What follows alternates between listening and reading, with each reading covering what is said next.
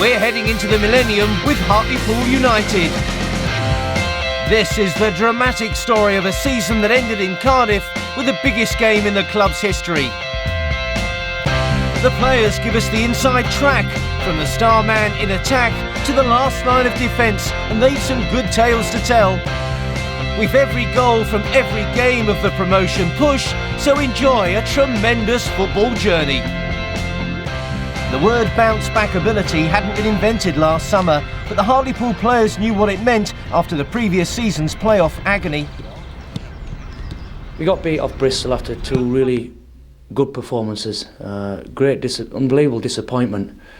But once we got in the dressing rooms, we got in a team coach, and we looked at how well we'd done, we pretty much forgot about it pretty much straight away. We sort of said to ourselves, hey, what a great season we had. Entertained loads of fans and some really good performances, and the lads are really looking forward to starting back for pre-season. Enjoyed the holidays, and they came back really fresh and ready to start pre-season. People thought the first year was a fluke, a one-off, you know, and I think it meant a lot to us to prove people wrong, to prove that we are a good team, that we can do it year after year, and I think it was always going to be a harder season. People knew what we were about, knew how we played, and I think it's testament to the lads how well we have done. Last season's achievement was really big for us, because we were, just got promoted and nobody expected us to reach the playoffs. So we did ever so well. So we came back knowing that we gave it a go the season before, and we're going to try to do the same. Impressive new kit arrived from Nike, and the occasional new face like Scottish defender Jack Ross. Watched the playoff games, I had them taped and watched them. And very, very unlucky, and no doubt they look to build on that. But I came from clubs that have been used to being challenging at the right end of the table, which is why I came here as well, because I think that's the aim. Last season's DVD was called the best yet. That's the standard they'd set themselves. So back in training, how was the mood in the camp? Same, this is pre-season, everyone moaning about how much running they're going to do. But just to reflect, I suppose, was, let's go and do it again, because, we've been involved in the playoffs a few times and they're great occasions. So, let's knuckle down, work hard, get ourselves fit for the start of this season.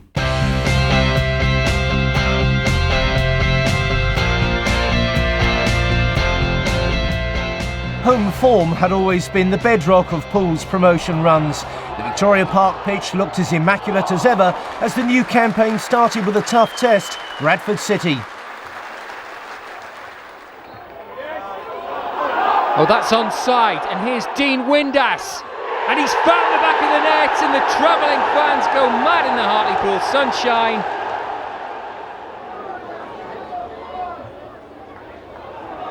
So Poole found themselves a goal down on the opening day of the season. Richie Humphreys, Adam Boyd, good feed.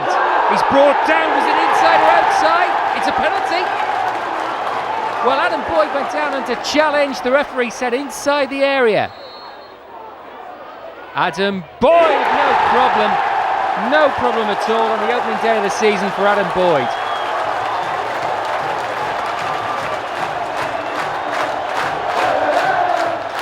Poole back level.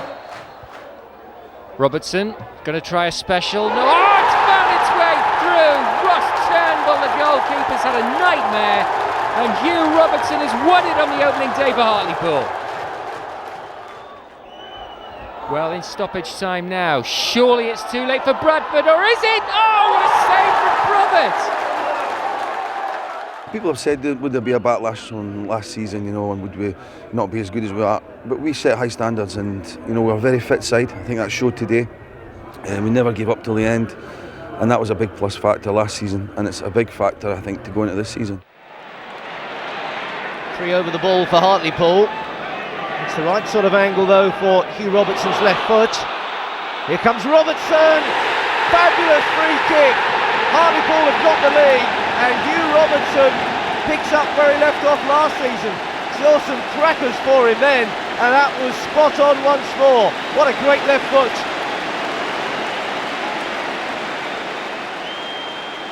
Long ball looking for Darty. Nelson the defender. That's a penalty. Referee in no doubt that Mickey Nelson committed the foul.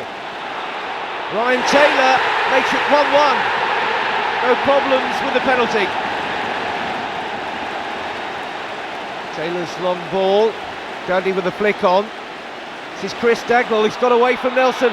Dagnall with the opening. And that's Chris Dagnall's first goal for Tranmere. And they're 2-1 up. Dagnall celebrates in there with the crowd. That's got him in trouble. It's the second yellow, and he's off for scoring what could be the winner. The renamed Galfarm Stadium, home of Huddersfield Town, gave Pools a quick chance of establishing some early away form. There was a first start for Kevin Betsy after a couple of appearances from the bench. He replaced Joel Porter. By the end of the evening, it had proved a shrewd move by Neil Cooper and Martin Scott. Well, Huddersfield doing a lot of the attacking, but Betsy's nicked that one away. Oh, and now here's a chance. Williams gets away. He's forced wide. He's got Boyd in the middle. Adam Boyd, surely! Oh, it's a great save by Phil Senior. Super stop from the goalie. Betsy's right in there. Surely that was over the line. Well, referee says no. Betsy's denied his first goal. Robertson's throw. Bouncing. Oh! Well, did that hit anyone?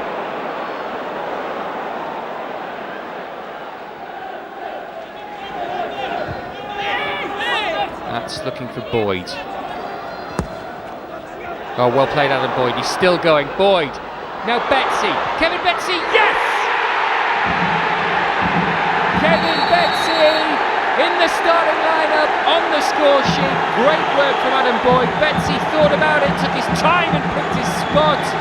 And Kevin Betsy has given Hartlepool the lead at Huddersfield. Good finish. Robertson over the free kick, surely a bit far out even for him. Oh, finds Boyd instead. That was clever. Adam Boyd still going, puts it across. Surely Mark Tinkler, 2-0, game over. Oh, Mark Tinkler, easiest goal he'll ever score.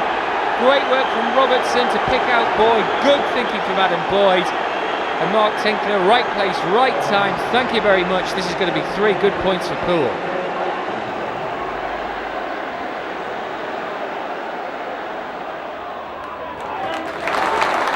Betsy getting it out wide for Jack Ross. Hartlepool have got plenty forward here. That's a good ball in. They'll give a Sweeney, and here's Boyd! Off the top of the bar. Good move, Hartlepool.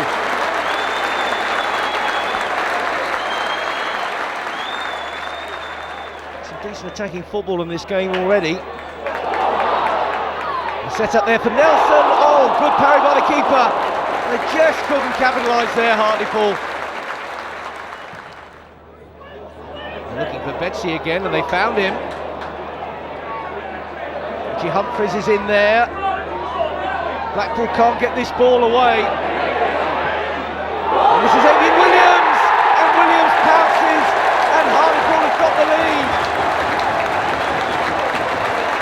They never let Blackpool off the hook then, and Williams swivelled and tucked it under the keeper. Boyd's away here. Boyd's just got to knock it in, surely. Oh, foot of a post. So close. Cooper can't believe it.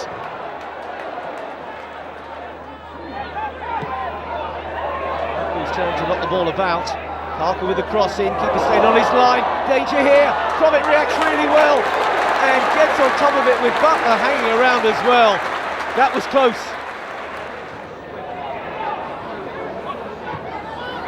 Ball belted forward, and Taylor is in between the defenders here. Taylor's got a chance, and he's equalised. It's 1-1. The first round of the Carling Cup brought a home tie against Macclesfield from League 2, and a fair degree of expectation from the crowd, and probably the manager too. Well, Macclesfield have got a habit of coming here and winning, and that's a good strike, and Konstantopoulos had to get right behind it. That's well played. John Parkin, oh, big and bustling, and is the shock on the cards. Ball over the top, Boyd, great chance. Oh, superb save by Steve Wilson. Boyd Turns inside, still Adam Boyd. Tries the shot, he gets it away, and he's found the way through. And Adam Boyd, if at first you don't succeed, try again. Great goal. Now Boyd again, he's torturing them at the moment. He's absolutely unplayable. They don't know what to do with him. It's pulled back. Oh, and it must be, and it is, and it's Anthony Sweeney. And that should see Poole through to the next round. Oh, Boyd again, absolutely brilliant tonight. And Anthony Sweeney finished it off. Long clearance right into the heart of the Poole's defence. Haven't dealt with it yet. Well, that's come out wide to Yates, who's got time to measure his cross, and does do. And Darius Henderson gives Swindon Town the lead. Poor defending. Plenty of bodies around it, Hartlepool. Yates has opened up room to send this one in with the left foot this time. Williams with a bit of a mistake there, and it's cost Hartlepool. Sam Parkin, a second goal for Swindon. All the problems for Hartlepool have come down this right-hand side. Another decent ball in, and oh, Michael Nelson with the own goal sums up a dreadful afternoon. Oh, not much happening at the moment. But Williams chases that one down, and here's a chance now. Avian Williams for Hartlepool, and that's the deadlock broken. Well, Williams made the chance himself and took it very well. Strachan over the free kick, drifted in. That's Boyd. Oh, sweet! Sweet from Adam Boyd. Lovely, lovely, delicate header on the end of Gavin Strachan's free kick, and Adam Boyd might have won this one for Hartlepool. Well, time running out now, surely. Keith with the free kick. Whoa, not bad. Joe Keith, 2-1.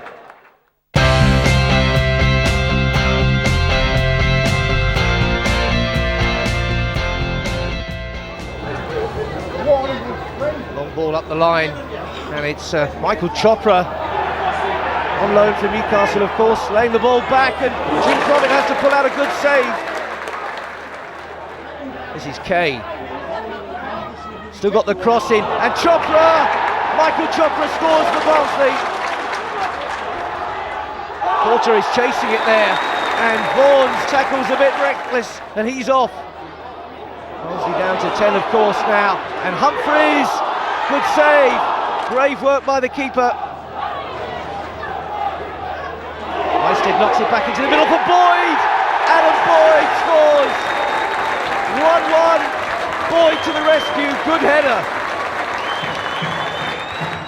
The sending off was a big turning point. He's a big player for them, and I mean, for me it was such a stupid challenge because I saw it coming all the way, and you know, it's changed the pattern of the game, and we've had a right go. And on that last 25 minutes performance, I thought we could have won the game. Big boot upfield. Westwood didn't get it, and Nelson hasn't got it either. But John Eyre has, and Oldham have got the lead. This is Kevin Betsy. He was on loan at Hartlepool, of course. Betsy doing his own thing here. Oh, that's a terrific goal against his former club. Kevin Betsy for 2-0. Chris Westwood now coming forward. Westwood trying his luck and finding the net. Chris Westwood doesn't get many goals, and certainly not from 35 odd yards. Betsy again, and Johnson there, Jermaine Johnson. Humphreys knocking it into the middle, and Adam Griffin has scored an own goal. 3-2 now. Humphreys knocked it in there, Griffin on the ball, but the keeper had come off his line. Own goal. All the pressure from the home side.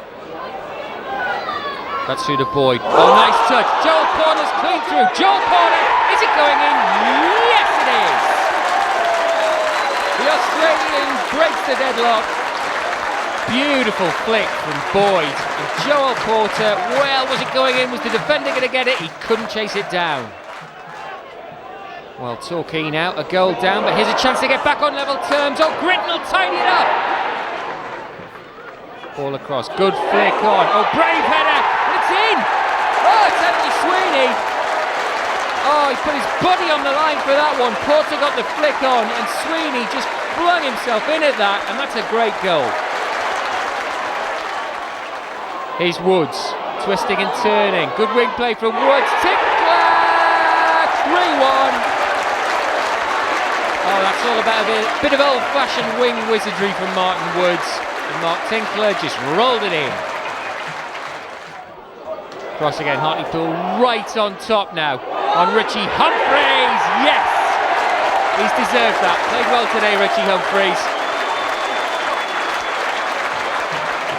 Right place at the right time, on the half volley, and Richie Humphreys finishes off a great day at the Vic. Back in the 60s, when the team was known as Hartlepool's United and they played at the Victoria Ground, a former Middlesbrough and Sunderland striker began one of the most spectacular managerial careers football has ever seen. So the sad death of Brian Clough was deeply felt at the club he managed from 1965 to 67. We'll never see another Cloughie, that's for sure. We started right from the very first day I took over. It's been going reasonably well since then. We've been restricted in the sense that we can't go out willy-nilly and buy players. Our board perhaps is the best in the country because what we spend is their money we're spending. We haven't got 20,000, 30,000, 40,000 to throw away. But it is being shaped, and it will continue to be shaped as well. And this business about re-election and what you're going to do next season, we won't have to apply for re-election, and we'll be having you down here every other week next season because you'll be wanting to come along. The first chance the club had to pay their formal tribute to Brian Clough came before the next round of the Carling Cup. Hartlepool had been drawn away to Premiership Crystal Palace. Everyone in the ground wanted to show their respect for the great man. Torgelli. Nice idea, and Colker might still make something of this. Puts the ball across. Torgelli's had a good save by Provitt. Colker through. Torgelli's not offside, and he tries to chip, but it's a great effort, and that's really well back for Jim Provitt. Woods puts the cross in, and this might fall right at the edge. It's at the other side of the bar, and it stayed out. Well, it was Sweeney and Hartlepool were claiming it crossed the line, but in fact Kirali got a touch on it, and it was a splendid save. Space now for Watson. Watson might even think about the shot, and he didn't. It was a good strike, and Jim Provitt had to get down sharply to turn that one away. Strachan takes. That was Nelson came across with, well, you could call it a pass. It's played straight back in. Nelson again gets the shot. It's a good save, but that's in the back of the net from Avian Williams, and Hartlepool have taken the lead at Premiership Crystal Palace. Avian Williams comes off the bench and gets on the score sheet. Soars. Bit more urgency about Palace now. Tom Soars. Tom Soars wants the shot and gets the shot. It's deflected. Great save, but there's the equaliser finally, and it's Dougie Friedman. Routledge takes it, and it came there. It's a great save, but surely, and it is into the back of the net, and it's Tom Soars, and Crystal Palace take the lead in the second period of extra time. Ian Dowie, obviously, he's got a great set of players there. They never so well at Palace, and he played virtually his strongest team that night. But tell you what, we pushed him right the way. We got beaten with injury time or whatever. But tell you what, it was a good learning curve for us. A great, entertaining game. Initially disappointment, but tell you what, we took a lot from that performance, and I think we carried that over to the league form. Hartlepool's first trip to the National Hockey Centre to play Milton Keynes Dons won't evoke too many great memories, despite Adam Boyd striking first. Boyd converted Avian Williams' excellent cross for a very decent opener, but the game soon went to pot for the visitors. Dons were level through Isael McLeod's header. If it was in fact a header, there looked to be a bit of arm in there somewhere. Not much doubt about Wade Small's goal 2 minutes after the restart. Jim Provitt never had a prayer. Minutes later, Chris Westwood's foul allowed Gary Smith to make it 3-1 from the spot, and there was worse to come. Some sharp head tennis ended with McLeod finding the bottom corner for his second of the game. But there was no chance of a hat-trick after he became involved in an unnecessary confrontation with Anthony Sweeney. They both had to go. There was little room for consolation when Boyd did manage to get another late on. It was a sweet strike, but the 4-2 defeat left a very bitter taste. Full of confidence this season so far. He's Jason Price. Played in. Oh, might fall for Price again. Oh! Pick that out. Hull going forward again. Ball's played across. Green arriving. Oh, sweetly struck. Poole in big trouble now. Well, Konstantopoulos clears. There's the flick on. Williams is through now. Avian Williams. Oh, he's brought down by Myhill. Well, Boaz Myhill could be in big trouble here. It's definitely a penalty. What's the referee going to do, though? Red card. Myhill sent off. Strachan to bring Poole back into it. No problem. And Matt Duke, the substitute goalkeeper, his first job tonight is to pick the ball out of the net. Well, obviously Hartlepool with all the pressure now, they've got the man advantage. They're still behind in this tie. They've got to get back into it. They've got to force the pace, and they're doing just that. And it's desperation from Hull. And Poughton's on the end of that one, and Alan Poughton lashes Poole back level. Well, what can Hull do now? How do they play it? They're a man down. Oh, here's Stuart Elliott. Oh, that's gone in! And it's Hull that take the lead in extra time. Well, now the clock is ticking.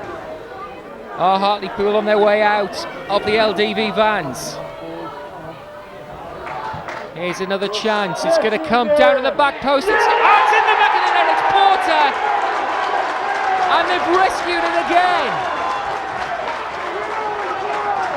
Joel Porter. 3-3.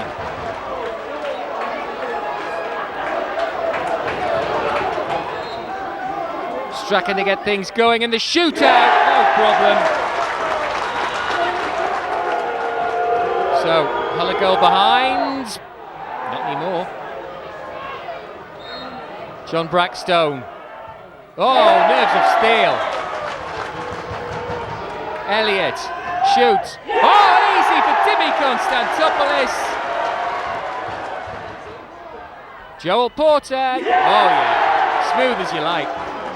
Now Ian Ashby's got to score really. He doesn't! Match point for Hartlepool. Adam Boyd. Hartlepool go through. 4-1 on penalties.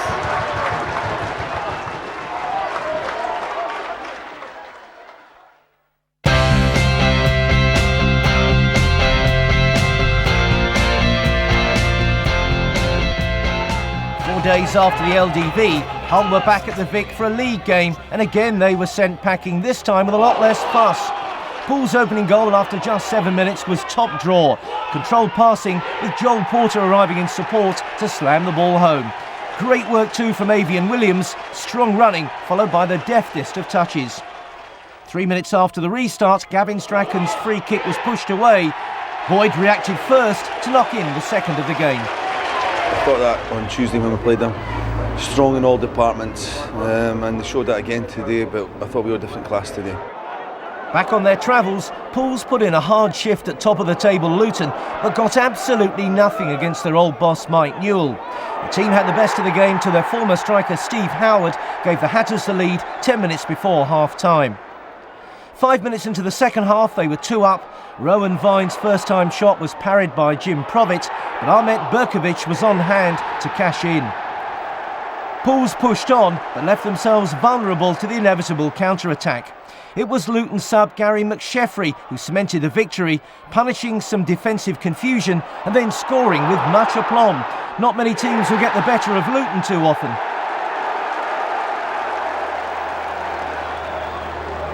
It's a long one over the top towards Adam Boyd. He's got 2 men around him. Oh, all aboard the showboat. Boyd, that was brilliant. Anything on the end of it? Oh, yes. Anthony Sweeney, 1-0. That's absolutely fantastic from Hartlepool. Well, Adam Boyd, brilliant skill, and had the presence of mind to put it on a plate for Anthony Sweeney to open the scoring. Williams, still going, good work. Puts it across, Sweeney's there, oh yes! Oh, what a day for Sweeney, and what a comeback as well! Sent off at Milton Keynes, back from suspension today, and it's his second of the afternoon. Well, Hartlepool are all over Chesterfield at the moment. Oh, nice little flick down, Boyd! Oh! Good hit.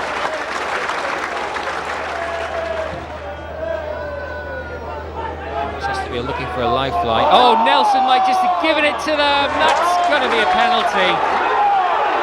Well, Jim Provitt says he's got the ball, not touched the man. But he could find himself in trouble. Well, he did get the ball. Shane Nicholson from the spot, and Chesterfield are back in the match.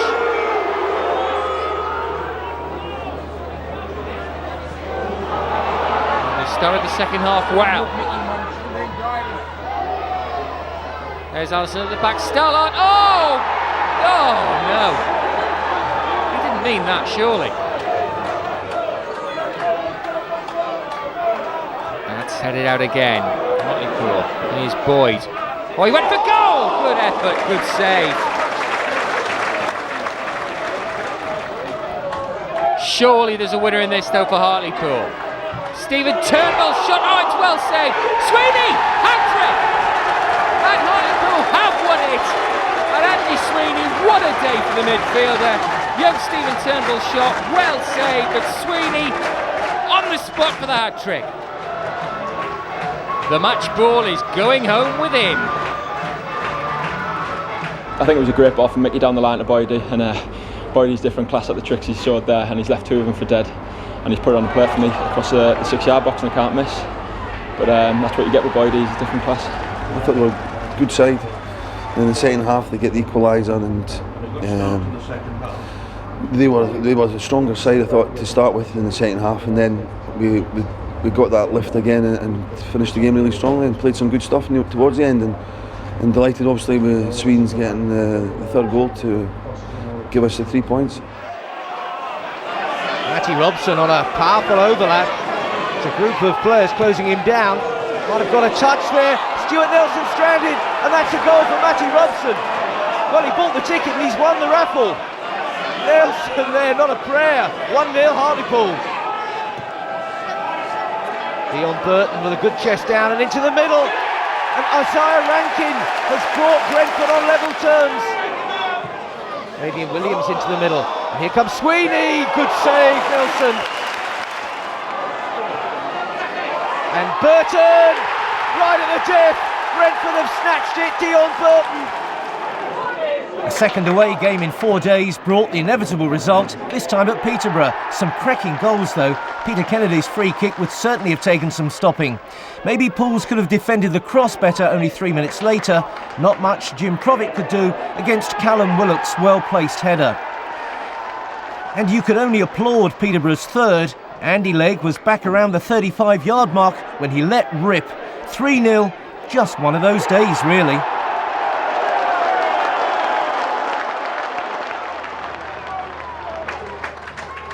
A second league starting goal for Dimi Konstantopoulos at home to Port Vale, and it was the keeper's long punt that set up the only goal of the game midway through the first half.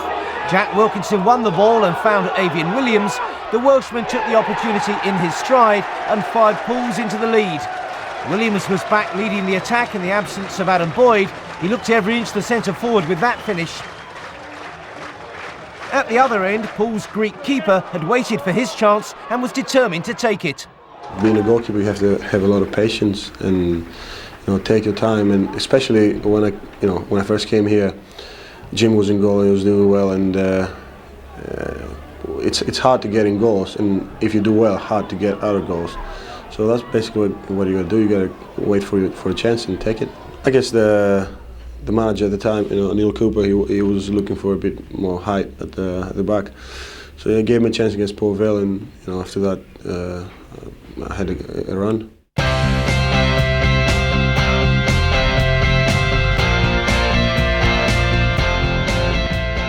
8 games unbeaten at home now, but Doncaster came north to Victoria Park and stretched Pools all the way.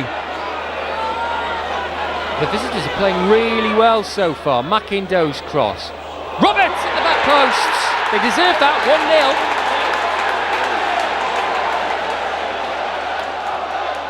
1-0. So, Hartlepool's good home form under threat.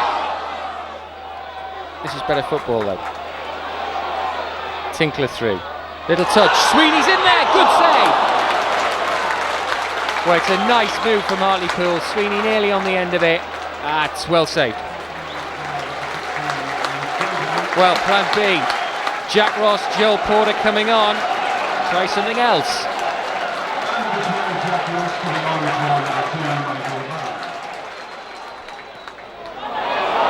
They're getting in each other's way now. But here's Ross, the substitute. That's decent. Porter, looping, header! Oh, looped all the way in, and the substitute brings Hartlepool level. In fact, it was the two subs combined. Ross with the cross, Porter with the header. Oh, but Doncaster played well today, and they are still looking for all 3 points. Paul Green now getting ahead of the play. Good shot. Oh, that's a brilliant save from Konstantopoulos. Well, Dimi Konstantopoulos absolutely full length to keep that out. Robson over the top. Now Porter might get on the end of this. The keeper's come out. Porter's got it over him, and Hartlepool have won it. Super sub Joel Porter. That pretty much turned my season around. Because I'd been playing, and then the gaffer dropped me for that game, and I did have a point to prove, and I came on, and lucky enough I scored the 2 goals, and from then on my season just got better and better. Here's Adam Boyd, and here's Avian Williams, and that's 1-0 Hartlepool. Williams saw the chance and arrived out of nowhere. Boyd looking to turn his man. Williams saw the gap and buried it. Sweeney, Porter, there's one for Sweeney to chase. Anthony Sweeney's really on his bike after this one. Humphreys goes for it. Robson, brilliant strike from Matty Robson with the right foot as well. He knew exactly where he wanted to put that. Robson, Humphreys, Boyd. Hartlepool really enjoying their football. That's a nice ball through to Joel Porter. 3-0. He needed no second invitation. Another excellent goal. Boyd, a clever flick, and Porter, one touch was enough. Now remember, Pool's last away game had ended with a long-awaited win in the LDV Trophy at Carlisle. Any hopes that might have lifted Pool's travelling problems soon evaporated at Hillsborough. Sheffield Wednesday took control from the off, and only some good goalkeeping, some desperate defending and a bit of luck kept them in it for almost an hour. But the luck eventually ran out. Piling forward again, the Owls. Chris Brunt is there. He puts it across. McLean on the spot. Steve McLean, 1-0. It's been coming.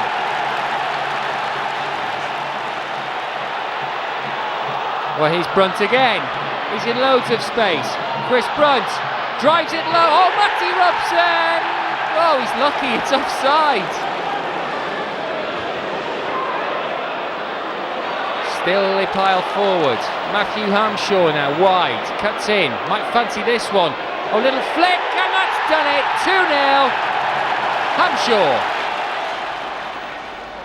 Gavin Strachan with a corner. Westwood scores! What a classic set piece that was. Big defender coming forward. Strachan drills in the corner. Westwood comes off his man, and a really well placed header.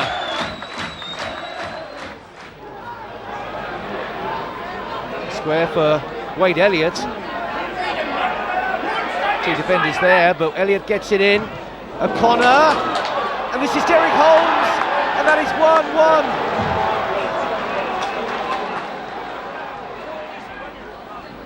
Back for Elliott, to there to defend it, and he gets the ball into the middle, and Brian Stock off the line by Mickey Barron, but the ball is already in the goal, and that is 2-1 Bournemouth. Barron too late to the rescue. Humphreys pumps it into the middle there. Chris Westwood up now, supporting. Good ball in towards Nelson, and Nelson scores! That is 2-2 with 1 minute left to go. Hartlepool has dug out a point. The two defenders in tandem there. Westwood the supplier, good cross too, and Nelson got up brilliantly. 2-2. Westwood right in stoppage time here. This is Appleby. Appleby turns his man and scores. It's 3-2 Hartlepool. Appleby, wait a minute. It's going to be a penalty. Eddie Howe had a tug at Appleby, and we're going to come back for the spot kick. Now, Adam Boyd to win it surely. Moss saves. Oh, they'll be furious about that, Hartlepool. Appleby's goal denied, and Moss saves the spot kick. Still time, surely is there. Strachan knocks it in. Appleby's got it this time. Appleby willing to stop his time. Denied once. Strachan's free kick, not denied twice. 3-2. Sensational. Every time we play Bournemouth, they like to play good, attractive football, and so do we. And I thought both games are really exciting. But the result that day really boosted us, because we knew Bournemouth were going to be there or thereabouts at the end of the season, and to pick the points up against them was a real key points for us at vital time. By the end of November, Pools were 9th, but only 1 point adrift of a playoff place. With 6 points covering 11 clubs, the promotion peloton was well bunched. From World Cups and Champions League to the LDV Trophy, former Newcastle and England midfielder Rob Lee was on trial at Oldham when Hartlepool came calling.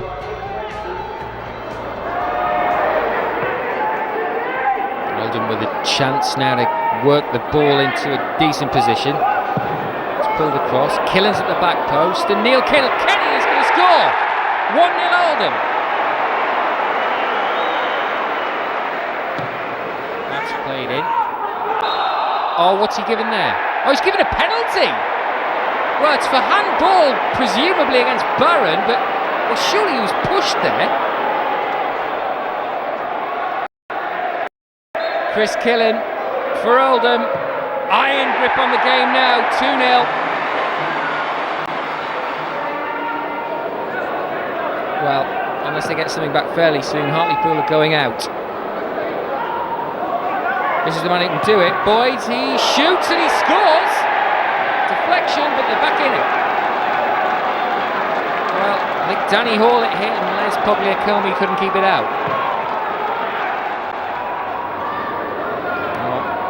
Here is Rob Lee, trying to win himself a contract here at Boundary Park, and that's good stuff from Rob Lee. Oh, rolling back the years.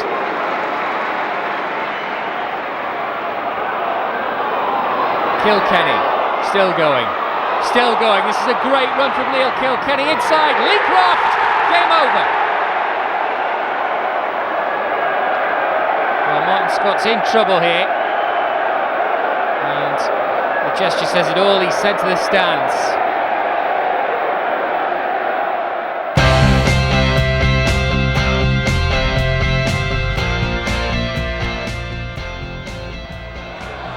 Strachan looking for the short corner routine here. Strachan knocks it in at the second attempt, and Westwood! Oh, that one worked a treat! Chris Westwood's a real threat when he comes forward, especially when he's got Strachan's delivery, and Westwood knew exactly where he wanted to put that one.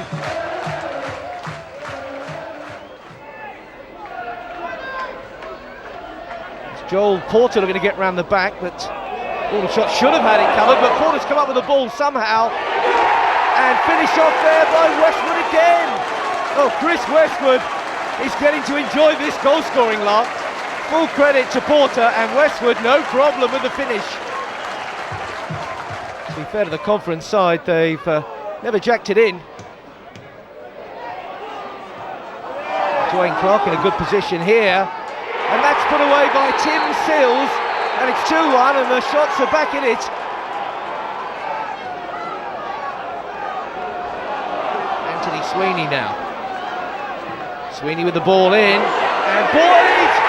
That's a good goal, and it's 3-1, and Hartlepool surely are back in charge of this cup tie. Sweeney, excellent delivery. Boyd beats two defenders to it and steers it in comfortably. Joel Porter, typical Porter this, always prepared to take it on, and Boyd! Oh, fabulous finish, Adam Boyd! Good combination with Porter. Touch from Porter. Lovely little touch by Boyd to set up the chance. No backlift, whack. Braxton. Porter. Sweeney's there. Tinkler's there. And now Mark Tinkler gets in on the fun. All the shot to pieces. And Tinkler makes it 5-1, thank you. Now, could that confidence boost change Pool's form on the road after 6 defeats in the last 7 away games? There's a break on here now. Porter, and there was a slip. Joel Porter. He leaves it for Boyd. Adam Boyd, edge of the box, trumped the deflection, and it's a goal for Hartlepool. And the visitors have deserved this. Boyd, bit of luck on the way, but they're well worth the lead. Well, Walsall, they must have got a roasting at half-time. What can they do about it? It's a cross, it's surely going in. It is now, it's Bryant at the far post. The half-time sub. It's played forward. Here's Boyd. He'll try the shot, it's a good save. It's going to be swept in, though. No, the flag's up. The flag's up for offside, as the Walsall fans are only too happy to point out.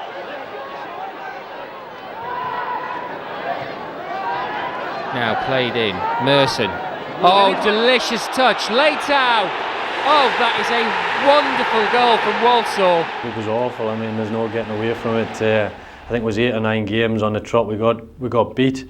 Not all of them we played badly, and some of them we did play quite well, but we just couldn't pick a result up. We were conceding too many silly goals. We weren't defending like we know we can defend, but we probably were going away to away grounds entertaining supporters. We were playing well. I can remember going to Luton and getting beat 3-0, and we were the best team that they'd seen that season. It's a strange one. You know, certain teams, you know, throughout the years, have this problem of not finding any good form away from home. You know, we tried to rectify it on many occasions. It didn't get to us a situation, we're away again, we're going to lose. Certain games, I remember Brentford away was soul destroying really, because we were going to get something from the game, and all of a sudden they pop up with a winner with the last kick. And other games, Walsall, I don't think we've played better all season than the first 45 there. Football-wise, we were a different class and came away with nothing. And you have to pick yourself up from that. And we've got strong characters in our dressing room to bounce back from those defeats. Back at Victoria Park, Neil Cooper's men were still unbeaten. Against Stockport, Pools were looking to make it 12 wins from 15. Sloppy from Hartlepool. Lambert now. He finds John Daly, and John Daly has given Stockport the lead. And this is not supposed to happen. Well, Robertson will swing it in. Oh, Chris Westwood arriving at the back post, and Chrissy Westwood has scored. Well, Robertson set up for the corner, swung it in, and Westwood at the back stick. Good header.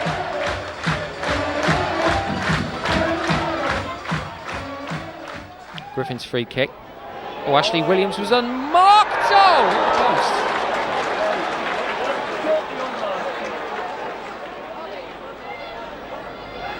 Now, what can Poole do from this free kick?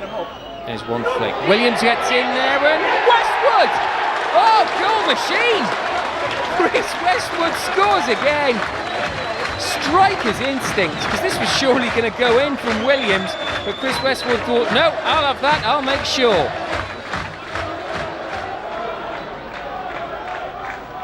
Out to Robertson. Will he put the cross in? No, that's well played, Robertson. Inside now, Porter, surely, yes! And that should do it.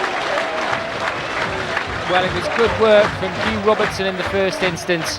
The ball came across, and when Porter got the chance, no mistake.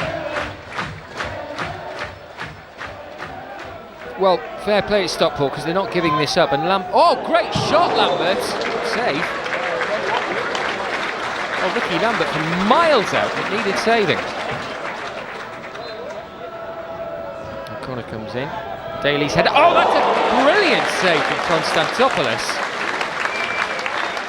After 4 months without an away win in the league, somebody was bound to pay for it eventually, and it was Wrexham. Richie Humphreys started it. The Welsh club had enough financial problems, but Pools had suffered too long on the road to show any mercy. Anthony Sweeney certainly didn't. Dennis Smith's team did pull one back through Juan Ungarte, but any hope was totally false. Pools were clinical on the counter-attack. Adam Boyd exposed the opposition totally for Joel Porter to finish off. There were still 10 minutes left in the first half when Humphreys sliced Wrexham apart, and it was Boyd's turn to help himself. Just the one second-half goal created by Pool's resident Welshman, Avian Williams, and finished off by Sweeney for his second, 5-1. We played well. We were under a lot of pressure at times. We counter-acted tremendously, and we caught Wrexham on the counter-attack 5 times and scored 5 times. And Wrexham were a good team at the time, but we played well and obviously got the 3 points. A game like that was always coming, really, because we've got players in the team who can get forward and get a goal. You know, I think, you know, to get those so many goals away from home, that was going to come, and I think from then, you know, it gave everyone that little bit more confidence to go and get results away from home. Constantopoulos, plenty of height and distance on that one. Avian Williams threads it through for Anthony Sweeney on a run. Tackle there was from Haining, and that's a penalty. Will Haining caught Sweeney, spot kick. Adam Boyd, referee checking there's no encroachment. Boyd steps up, 1-0. Coolly taken by Adam Boyd. And Boyd gives Pools the lead. Robertson knocking that one in. Nelson. Westwood is there, and that's another penalty. Held back by Betsy, who come back to help out the defence. Nelson got a flick on. There's the tug on Westwood, and Boyd has got another penalty kick. Very coolly approached. Same spot. Keeper went the wrong way. That's 2-0. Double trouble from the penalty spot. Adam Boyd. Kilkenny with the free kick, and that's Dean Holden at the far post for 2-1. Pressing to get back into this game. This is Mark Hughes, and clips the top of the crossbar. Bristol City, scene of playoff heartbreak, but no such drama this time thanks to some acrobatic defending by Chris Westwood. Very little to write home about. Stephen Eisted came off the bench to have a go, but a first goalless draw in nearly 12 months.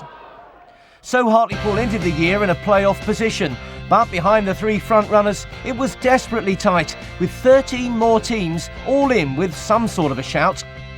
I think we had more points than we had the season before, so that was always our aim. If we can get more points than the season before, the chances are we'll get in the playoffs. And at Christmas time we were all on target.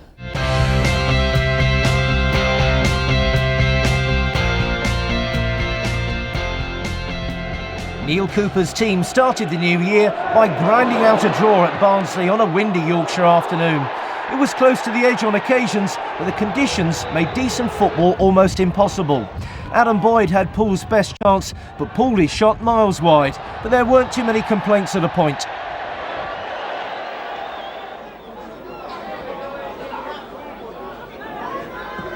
Just dinked over the top. Great run there by Sweeney. Oh, that is a terrific finish from Anthony Sweeney. Top play from Sweeney. He's drifted through, stayed on side, and what about that for a finish? Nelson goes route 1. Boyd could make something of this. Eds should get that, but oh, Boyd's won it back. Now Adam Boyd. Oh yes, all his own work. Well, Adam Boyd would not be denied. He won the tackle against Gareth Edds. He had options to pull it back, but he's a striker, so he did it himself. That's a good ball from Ross. Boyd again. Adam Boyd. Oh, yes, yes, yes. That's a great finish from Boyd. Super first touch, even better second touch. Robertson chips it forward. Porter is the target. Oh, crunching challenge. Penalty. Oh, Porter challenged by Ben Chorley. Penalty given. It is Joel Porter. It's a good save by Matthew Baker, but Porter gets the rebound. And they're absolutely piling forward still, Hartlepool. Humphreys is at the back. He pulls it across, and Appleby is going to score. 5-0 Hartlepool. Richie Humphreys gets it going at the back post. Young Andy Appleby, right place, right time. Obviously we've got a good team, we've got a good pitch now, but sometimes the weather's not the nicest, and we always know that works to our advantage.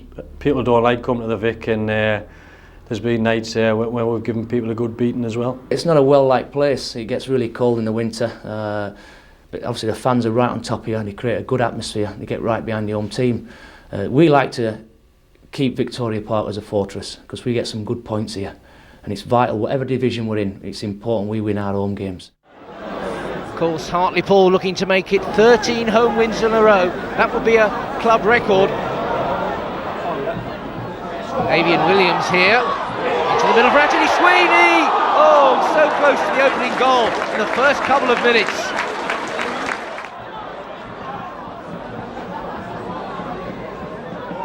A suspicion of handball there, but Joel Porter's away. Porter's still going. Can he find the finish? That's a nice touch. And a good save there from Nathan Abbey. Hartlepool are used to scoring at home, of course. Last time they had a 0-0 was September 2003. Some neat footwork here. And here comes Richie Humphreys. Just a shade too high there. Appleby the substitute. And the Appleby goes down. That's a penalty. Lee Beavers it was with the challenge. And now Hartlepool have got a real chance. And it's Adam Boyd against the club where he was on loan for 14 games last season, and he's thrown away the chance to put Hartlepool through right in the last moments. That was a golden opportunity, miles over.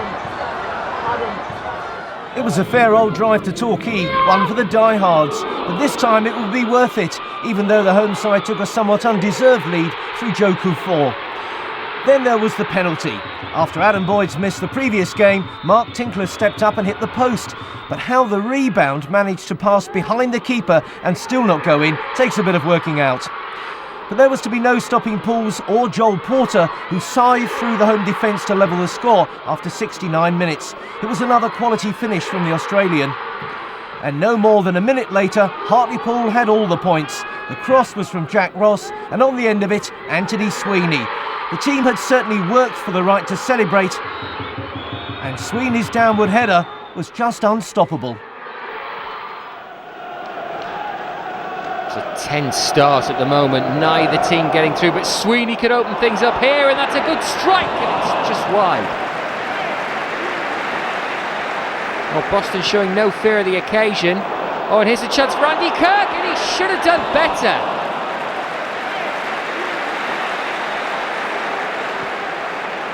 Boston still pressing.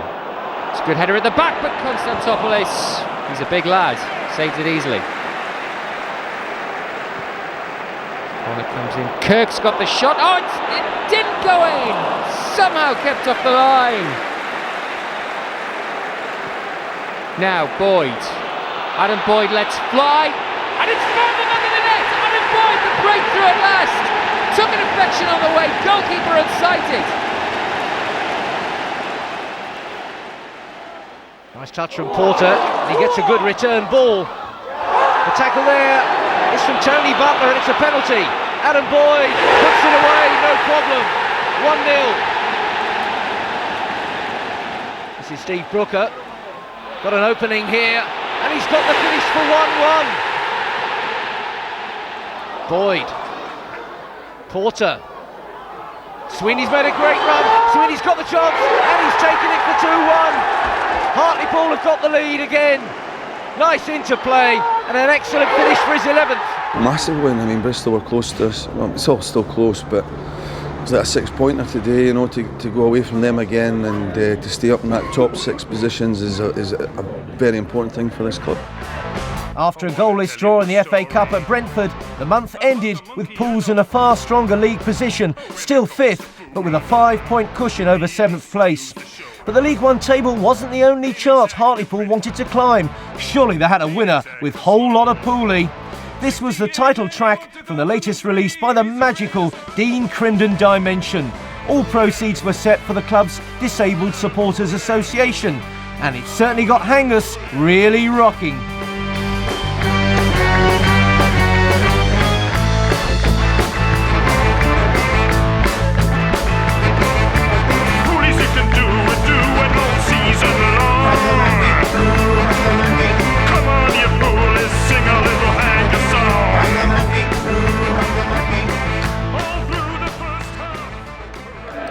So much more reliable away from home these days. 4 clean sheets in the last half dozen away games, but Constantopoulos already hard at work. Got the extra man now since that red card for Fowler.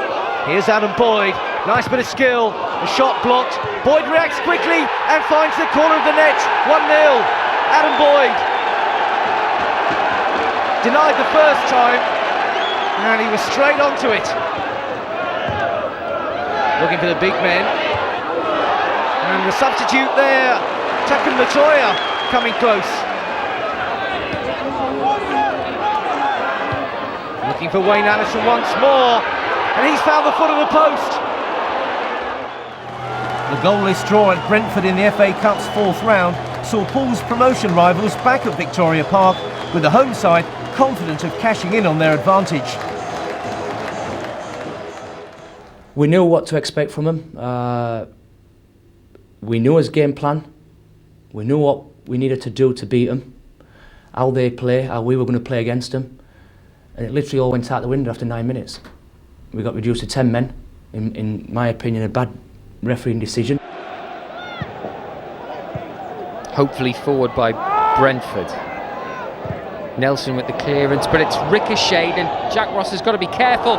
Hunt might get there first, and well, Hunt's gone down in the area. It's a penalty to Brentford. Now, what's the referee going to give? Oh, it's a red card early in the game, and Jack Ross is gone. Well, Ross was struggling a bit there, but I don't know how much contact there was. Here's Hunt with the penalty. Oh, great save! Super save by Dimikos Santopoulos. Well, Hartlepool get out of jail for now, but they're still down to 10 men.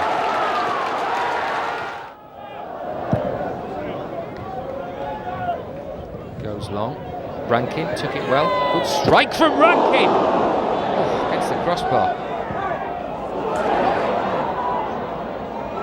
Brentford making a meal of getting this away. Edge of the box, Porter's going to strike that! Oh, side netting. There's the flick, and Rankin has scored! Isaiah Rankin breaks the deadlock for Brentford.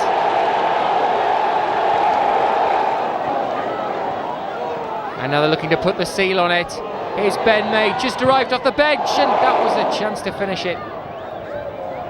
Westwood on the end of that, but it's not Pool's day. It's difficult when you get a man sent off after 10 minutes, and especially when the red cards rescinded. I feel a little bit robbed, but you know, we had a good cup run, and it's a shame it never went any further, but we'll be bouncing back next year, hopefully. Brentford scored from a set piece, which they've been good at all season. You know, we don't like giving away goals from set pieces, no team does, because you know, it's something that you go through before a match every week. So that's disappointing, because it would have set up, you know, a really good tie against a Premiership club. We switched off for a minute from a set piece and we conceded, and then it's hard to get back against Brentford, especially who are a team, you know, we all know that they don't concede easily, so it was unlucky. This was the game Pools fans had really been looking forward to. Luton at home. The Hatters were the league's dominant force, but the Hartlepool management had confidence in a run of 10 home wins in a row on their own pitch. The return of Cooper's predecessor Mike Newell helped turn up the heat. Oh, it's a good interception. And Chris Coyne's still going, and Chris Coyne tries the shot, and he has scored an amazing goal. Surely he should have been tackled. Now, what have Hartlepool got? That's a good ball. Sweeney's steaming up there, and he puts it across. It's not a cross, it's not a shot, it's not a goal. Well, Westwood's still complaining, but Luton have got on with it and taken the free kick. And is he not Shawumni? Oh, they've punished Hartlepool. Humphreys with the long throw. Hartlepool needs something, and they need it very quickly. Sol Davis with the attempted clearance, and they've got something. It's an own goal. Oh, what a mess for Luton, and Poole are back in this game. Well, Sol Davis tried to clear the danger, he just caused the danger. It's an OG.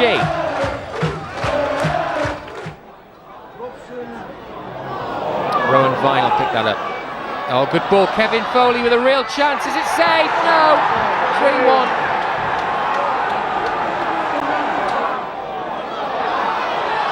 People flying forward again. Here's a chance now for Boyd.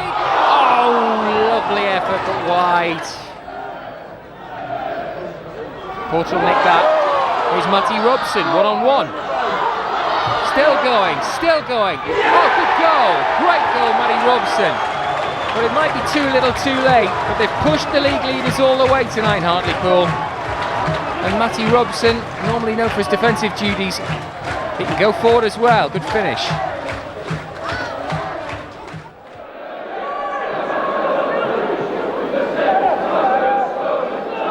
Humphreys with the first time ball forward, and he's found Adam Boyd in a bit of space here. He's got options in the middle, and here comes Porter. 70 seconds gone, and Hartlepool are ahead. What a great bit of work by Adam Boyd as well. Lovely touch, and he took it in his stride, Porter. Michael Nelson is up there. Nelson again. Oh, hits the frame of the goal. Response this after last week's defeat by Luton. Konstantopoulos not going to be troubled there. Brentford come forward again. Humphreys should sort that out now, though. Oh, what's he done there? Oh, Isaiah Rankin. What a terrible mistake from Humphreys. Oh, he want the ground to swallow him up.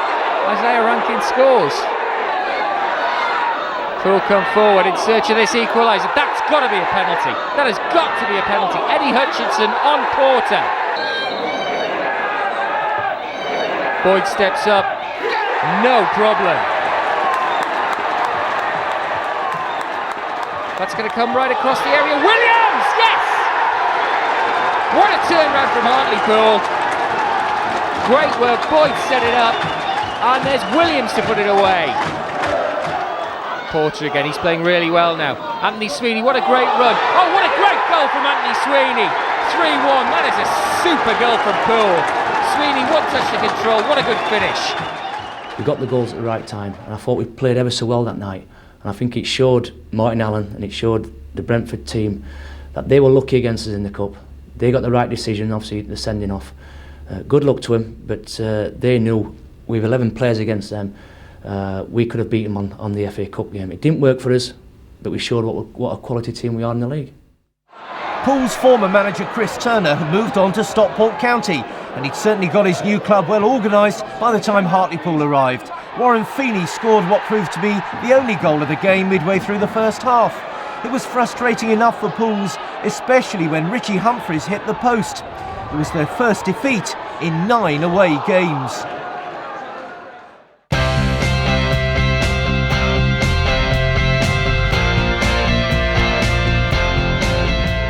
Next up for Cooper and Scott came Wrexham. Surely Dennis Smith's struggling side couldn't cause Pool's packline too many problems. Well, we've done a bit of work on the defence that week as well. Freak result. Very strange game. 4 minutes gone. Gavin Strachan with the set piece. And that one's found its way through, and Hartlepool have got the lead. Gavin Strachan. I've seen him hit them harder, but it was on target and that was enough.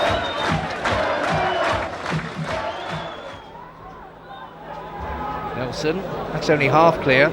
Llewellyn is underneath it. And this is Ugarte. And the Spaniard has found the net and made it 1-1.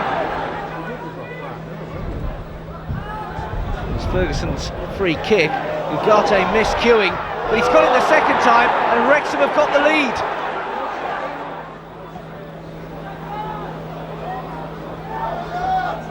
Hit tennis there, and Porter with the run, and Porter with the touch, and that's 2-2. Half an hour gone. Great running again from Joel Porter. Never gave up, and just one touch was enough. Ugarte closed down by the keeper. Still going, Ugarte. And there was a shove there, and that's a penalty. Avian Williams with a little push there on Llewellyn. And here comes Ugarte. That's the hat-trick. It's 3-2 Wrexham now. Robson. Well, Robson's in the middle. Adam Boyd waiting for it. Here's Adam Boyd. And there's another equaliser. 3-3. Where's it all going to end? Great strike.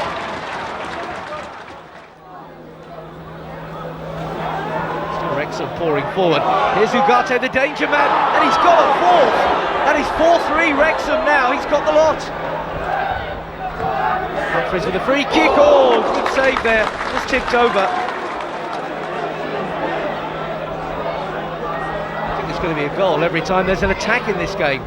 Ugarte denied there by Konstantopoulos. Get deep into that crowded area.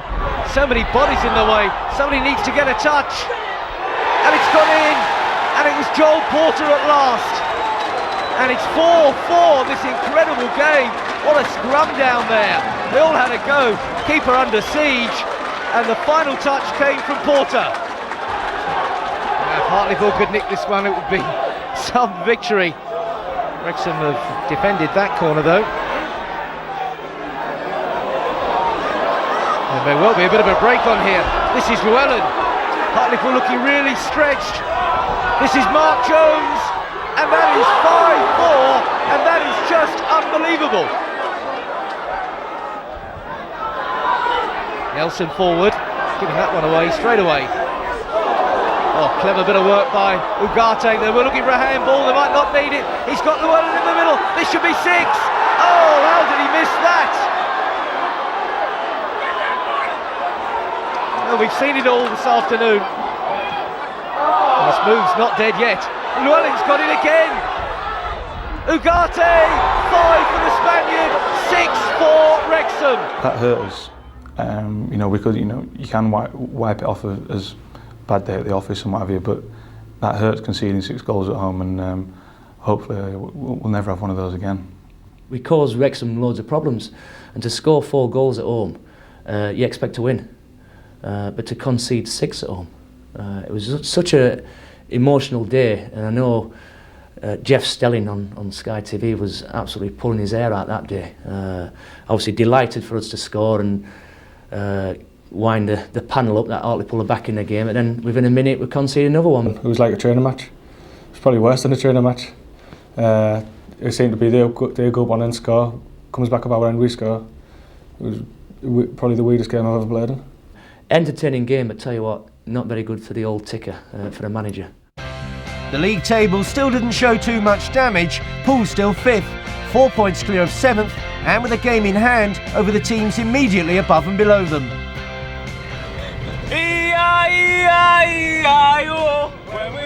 Poolies don't just sing when they're winning. It takes more than a couple of bad results to keep this lot at home. The week of hell was also the week of Hull. 97 miles of motorway later, the Poolies arrived at the fabulous KC Stadium to take on the high-flying Tigers. Not the ideal venue to get the promotion drive back on track, but you can keep your one Ugarte, these fans still believed. But could the team bounce back? Could Neil Cooper plan an upset at the home of the second-place club? Richie Humphries certainly believed a good result was possible as he celebrated making his 200th consecutive appearance. But in the previous 199 games, Richie has probably never seen a penalty as soft as this one. Ben Clark's alleged handball had the fans up in arms. There was a split second of justice as the recalled Jim Provitt saved Stuart Elliott's spot kick, but the Tiger polished off the scraps. Back to the drawing board. Half-time couldn't come soon enough as the home side went for the kill. Elliott again. Provitt was kept busy. Time for plan B. After the break, it was all about the set pieces for Hartlepool. Gavin Strachan went close, agonisingly close. But Poole were struggling to create very much. Hull haven't got to second place for nothing. They know how to defend, and they know how to win games.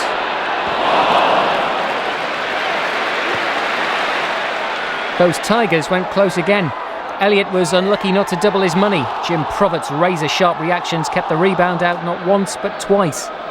The clock was ticking. And time caught up with Hartlepool. That's 3 defeats in a row. The first time that's happened since April 2001, the first time it's happened to Neil Cooper. And that penalty left a nasty taste in the mouth. I was directly behind him and he's bent down to head it and he's headed it into the ground. It's just bounced back up. None of their players have appealed. The fans have shouted and the linesman's give it. The referee said he's had to listen to his linesman. I couldn't believe the decision, and that kills teams, and it's made us really angry tonight that a decision like that's cost us a vital point at this club. Because it spoils it, and I know he knows he made a mistake. And at the end of it all, the fans got back on the bus. The promotion drive continues at home to Tranmere on Saturday. Strachan gives the signal. Nelson's up there and Sweeney! Oh! Didn't get hold of it.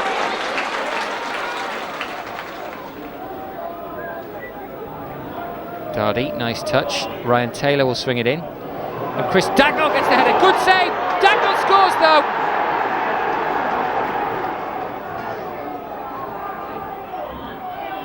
And that's half cleared. Humphries does well to keep it going. Played back in. And now Porter! Oh, good strike and a good save.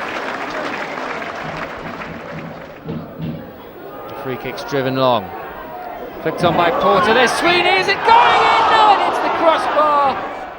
Local reporters had a couple of new signings to cover when Sunderland's Tommy Butler and the vastly experienced Steve Howie joined the promotion drive. Victoria Park was an attractive proposition for the former Newcastle defender who'd been released by Leicester City. Robertson takes the free kick quickly. Porter puts it across. Williams dives in. That is a splendid goal from Hartlepool. Absolutely great goal. Quick thinking all round from Hartlepool. Robertson got on with it. Bradford weren't ready. Porter was. Put it across. Great header, Williams. Quickly taken by Bradford. Played in. Mark Bowers there. Terrific header. 1-1. Big long throw hurled in. Oh, there's a flick on. That could be dangerous. Joel Porter gets in there and Hartlepool are back in front. Huge stroke. David Weatherall's flicked to the back post. Porter scored. Coming at the back of 4 defeats. Saying that, I thought we played really well the last 2 games. But to come here and get 3 points was a big result for us because they're not far off the playoff places either. And I thought it was an outstanding performance. I thought it was a really good game from both sides and we hung on at the end. It was Huddersfield who'd been doing most of the hanging on when they came to Victoria Park. But right on half-time, Pools were hit by a classic sucker punch from Andy Booth. Then came the siege. Well, they've had loads of possession, Hartlepool, but they're not doing too much with it at the moment. That'll be what's worrying the Victoria Park crowd. Here's Darren Craddock, puts the ball in. Oh, this could be trouble. Oh, Darren Craddock nearly scored. Ball's played in. Nelson's header. Oh, great save by Rachubka. Butler toiling away. Finds Boyd. Oh, superb! But it's not Poole's night. That's a good ball. And this is Keegan Parker. Provitt's come out. That's a penalty. Provitt committed himself, and Blackpool have got a penalty. Just 2 minutes gone, and Keith Southern gives the home side the lead. Robertson, Porter at the far post, and Boyd with the flick, and that's 1-1. The delivery from Robertson, Joel Porter side-footed it back in, and that touch was enough for the equaliser. Robertson again, Westwood, and Boyd! Oh, what great reactions from Adam Boyd! It's 2-1 Hartlepool. Robertson again, Westwood, that was sharp. Humphries over it, but there's Robertson. Oh, tremendous reactions from Lee Jones. Looking for distance on the throw. Awkward bounce there. Peter Clark looking for the offside, but he's got the equaliser, 2-2. So a meagre points return for March left Pools that much more adrift of the top two. Were the players suffering from end-of-season nerves, or were they still confident? There's always a confidence. We're a confident bunch of lads anyway, and even when we were getting beat on Saturdays, other teams were losing as well, which kept us in the race, to be fair. We stumbled a bit towards the end, but the other clubs around us were, which was a bit frustrating, to be honest, because if we'd have won a game before going to Bournemouth, we'd have been in the playoffs. But no, we always make it difficult for ourselves and usually take it to the last game. And we knew that if we could keep going, even if it went to the last day, it has done before here a few times.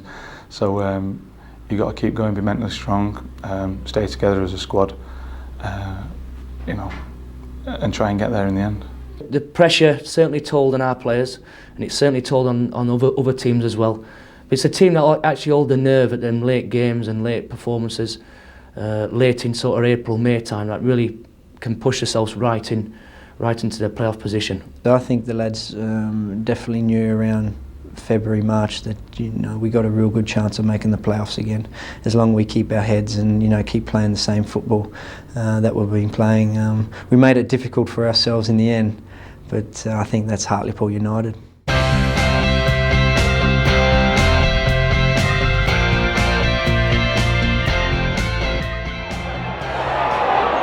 I go away now for Swindon. It's got Christian Roberts there as well, and that's a good one-handed save from Jim Provitt.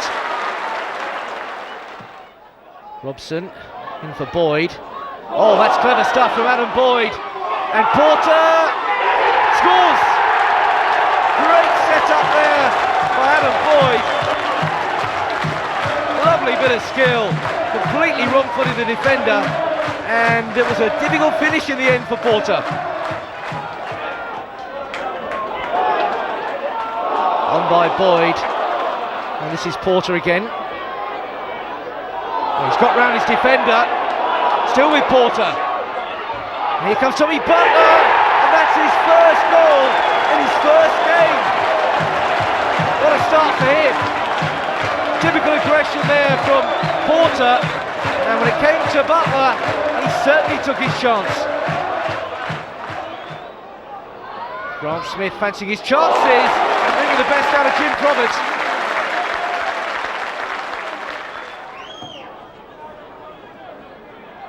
Nelson jumping, lost his bearings for a moment. There's Igo. Oh, what an effort that was!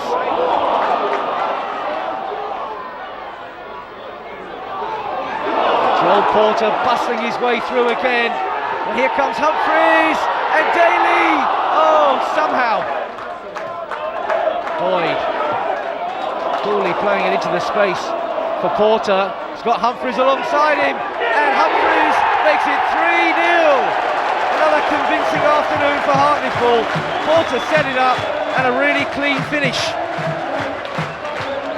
3 days later, Pools were back on home duty, this time against Barry Fry's Peterborough, who hammered them in the away game. Oh, nice little touch from Westwood, and a cool finish from Joel Porter.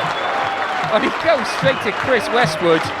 A little bit of showboating from Westwood, and a tidy finish from Porter. That's a hopeful one forward. Boyd puts it through, Sweeney just sticks out a foot, and that's 2-0 Hartlepool. Lovely little goal from Boyd. It looked like the chance had gone, but Sweeney didn't let it go and scored. Logan picks that up now. Richard Logan tries his luck, and his luck's in. They're back in it. Oh, that comes across, it's headed down, and Willett gets a flick. Oh no, it's in! 2-2. Ball played forward. Well, it was an attempted shot. Eisted picks it up. Gets to the byline, puts it in. Boyd! Oh, good save. Unlucky. Hugh Robertson is winding up for one here. Oh, what happened there? Robertson really crashed it. Hit the bar, hit the post, and still came out. This is Stockley, and Jarvis has made the run, and has got a chance, but can't find the net. That was an opening. Stockley with a long throw. Johnson into the middle. Got a deflection. Oh, planted in the back of the net by Gavin Johnson.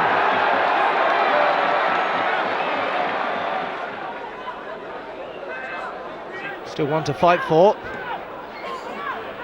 Sorry, Butler's got it down under control. And has got his man to take on, cuts inside.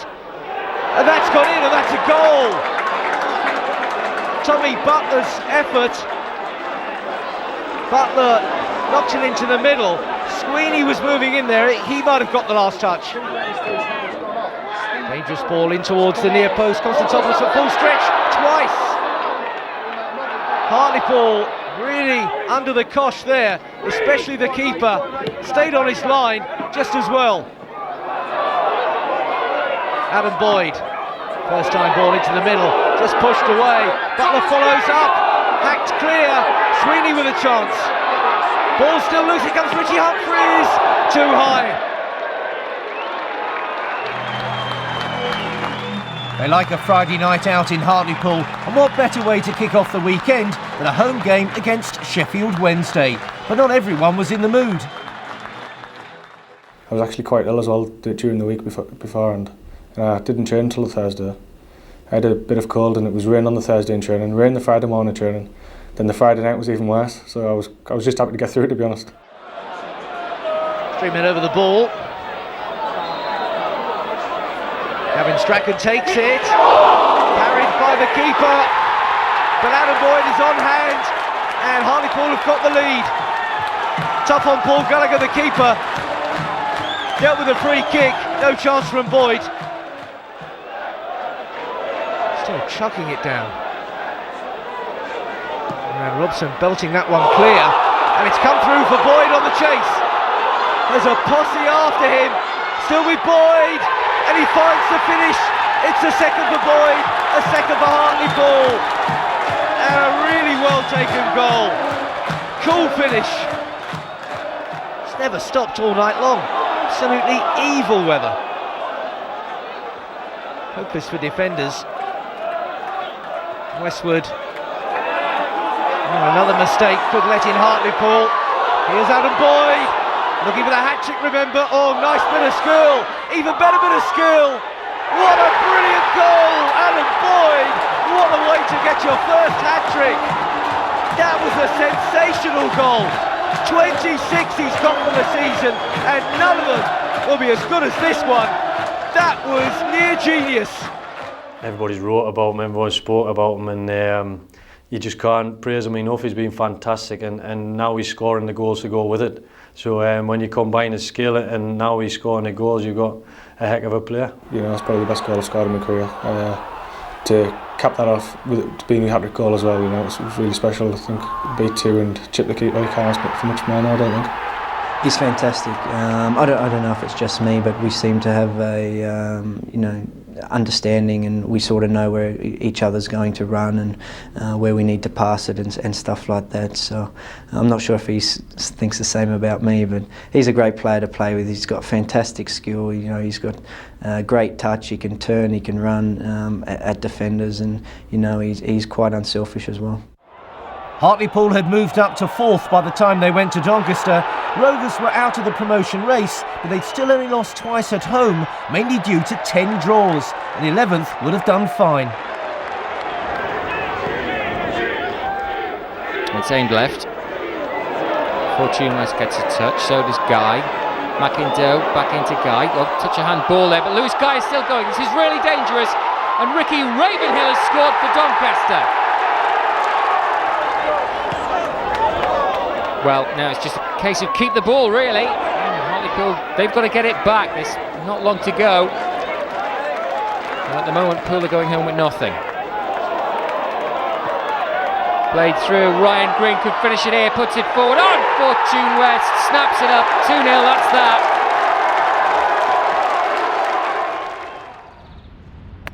After 44 league games, there's only so much training you need, so a change to the driving range was probably just as good as a rest. There are usually a few golf bandits around in most dressing rooms, and you can bet there was no shortage of advice flying around, as long as it kept morale high.